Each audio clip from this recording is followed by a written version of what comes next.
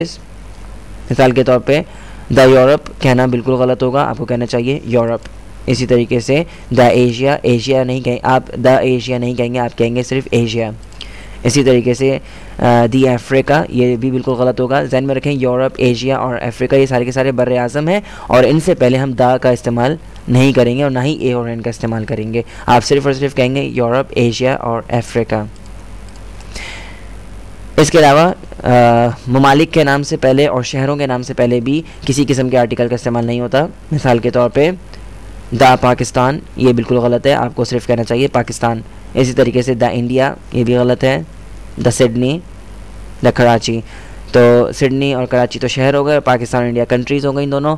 ध्यान में रखें कि कंट्रीज़ से पहले, किसी भी कंट्री से पहले आप दा का इस्तेमाल नहीं करेंगे और किसी भी शहर से पहले आप दा का इस्तेमाल नहीं करेंगे। लेकिन एक बात ध्यान में रखें कि मैंने आपको यूनिट 45 में डेफिनेट आर्टिकल पढ़ाते वक्त मैंने आपको बताया था कि उसमें भी मैंने ये बात बताई थी कि कंट्रीज़ के नामों से पहले दा का इस्तेमाल नहीं होता, लेकिन कुछ कंट्रीज़ ऐसी हैं जिनसे पहले हम दा का इस्तेमाल करते हैं। तो ये देखने के लिए कि जी, ये जानने के लिए कि वो कौन सी कंट्रीज़ हैं जिनसे पहले दा का इस्तेमाल हो सकता है, आप यूनिट 45 ज़रूर विज़िट कीजिएगा अगर आपने नहीं किया है तो।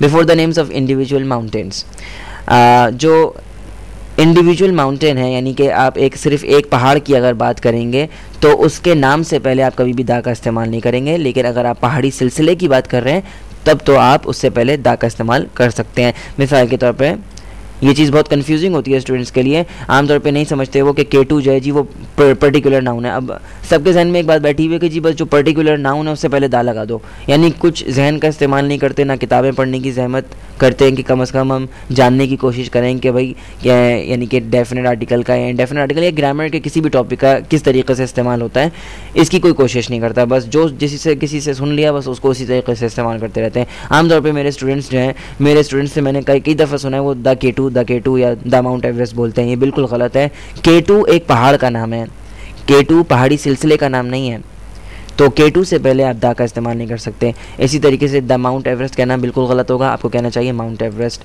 इसके अलावा द माउंट किलिमंजारो, ये भी गलत होगा, आपको कहना चाहिए सिर्फ और सिर्फ माउंट किलिमंजारो, माउंट एवरेस्ट और K2। आप इनसे पहले दा का इस्तेमाल नहीं करेंगे। हाँ, दा का इस्तेमाल हो सकता है, लेकिन किसके साथ? पहाड़ी सिलसिले के साथ, किसी एक इंडिविजुअल माउंटेन के साथ नहीं। K2 पहाड़ी सिलसिला नहीं है, माउंट एवरेस्ट पहाड़ी सिलसिला नहीं है, ये पहाड़ी सिलसिले के अंदर एक पहाड़ है। अब पहाड़ी सिलसिला क्या हो सकता है? द कुराक्रम, कुराक्रम जो है एक पहाड़ी सिलसिला है, उससे पहले हम दा का इस्तेमाल करेंगे। हिंदू कुश, हिंदू कुश एक पहाड़ी सिलसिला है, उससे पहले हम द हिंदू कुश, हम कहेंगे द हिंदू कुश, द कुराक्रम, लेकिन हम द K2 और द माउंट एवरेस्ट नहीं कहेंगे क्योंकि ये एक अलहदा एक वाहिद पहाड़ है। Before the names of individual islands and lakes, islands जो होते हैं, जो जजीरे होते हैं, यानी कि उनसे पहले भी आप दा का इस्तेमाल नहीं करेंगे, और जो झील होती हैं, लेक्स होते हैं, उनसे पहले भी आप दा का इस्तेमाल नहीं करेंगे। मिसाल के तौर पर द नेवरिनो इज़ इन चिली, तो द नेवरिनो एक जजीरा है जो कि चिली के अंदर है, तो आप नेवरिनो से पहले आप दा का इस्तेमाल नहीं करेंगे, आपको कहना चाहिए सिर्फ और सिर्फ नेवरिनो इज़ इन चिली। इसी तरीके से आपने मालदीव्स का नाम सुना होगा, उर्दू में मालदीप कहते हैं और इंग्लिश में मालदीव्स कहते हैं।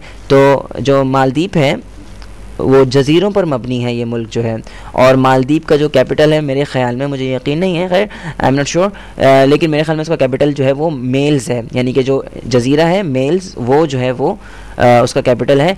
तो मेल्स से पहले भी आप जो है वो दा का इस्तेमाल नहीं करेंगे क्योंकि वो एक इंडिविजुअल आइलैंड है, एक अलहदा एक जजीरा है। तो जजीरे यानी कि जजीरों से पहले आप जो है वो डेफिनेट आर्टिकल का इस्तेमाल नहीं करेंगे। इसके अलावा मैंने कहा कि लेक्स यानी कि झील से पहले भी डेफिनेट आर्टिकल का इस्तेमाल नहीं होता, यानी कि द किंजर लेक आप नहीं कहेंगे, किंजर झील से पहले भी यानी कि दा का इस्तेमाल नहीं होगा। इसके अलावा किंजर लेक का एक और नाम है द करली लेक, यानी कि करली लेक जो है वो, किंजर लेक और करली लेक एक ही हैं, इज़ इन पाकिस्तान। सो आप नहीं कहेंगे द किंजर लेक, आपको कहना चाहिए किंजर लेक, क्योंकि लेक से पहले हम किसी भी किस्म के लेक, कोई भी झील हो उसके नाम से पहले हम दा का इस्तेमाल नहीं करेंगे। इसी तरीके से हम द करली लेक नहीं कहेंगे, हम कहेंगे Karli lake, Karli lake is in Pakistan, नेवरिनो इज़ इन चिली। ठीक है। अच्छा जी, खानों के नाम से पहले, यानी वो खाने नहीं, यानी कि बिरयानी, कोरमा, उसकी बात नहीं कर रहा, जो हम नाश्ता करते हैं, दोपहर का खाना और रात का खाना, ये जो नाम है इनके, यानी कि ब्रेकफास्ट, डिनर और लंच, उनके नामों से पहले हम दा का इस्तेमाल नहीं करते।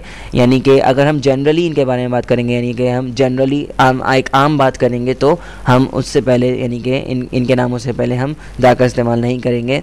मिसाल के तौर पर When do you take breakfast? तुम नाश्ता कब करते हो? तो when do you take breakfast? It's a simple question, it's a general question. एक जनरल बात हो रही है ब्रेकफास्ट के बारे में, तो आप देख सकते हैं कि इससे पहले हमने दा का या ए या एन का इस्तेमाल नहीं किया। इसी तरीके से what time do you take lunch? What time do you take lunch? तो इसमें भी लंच से पहले हमने दा का इस्तेमाल नहीं किया, क्योंकि हम एक जनरल बात कर रहे हैं कि तुम खाना कब खाते हो, दोपहर का खाना कब खाते हो, तुम लंच कब करते हो। तो ये एक जनरल सी बात है, तो जहन में रखें कि मील्स के नाम से पहले, यानी कि खानों के नाम से पहले हम दा का इस्तेमाल नहीं करते।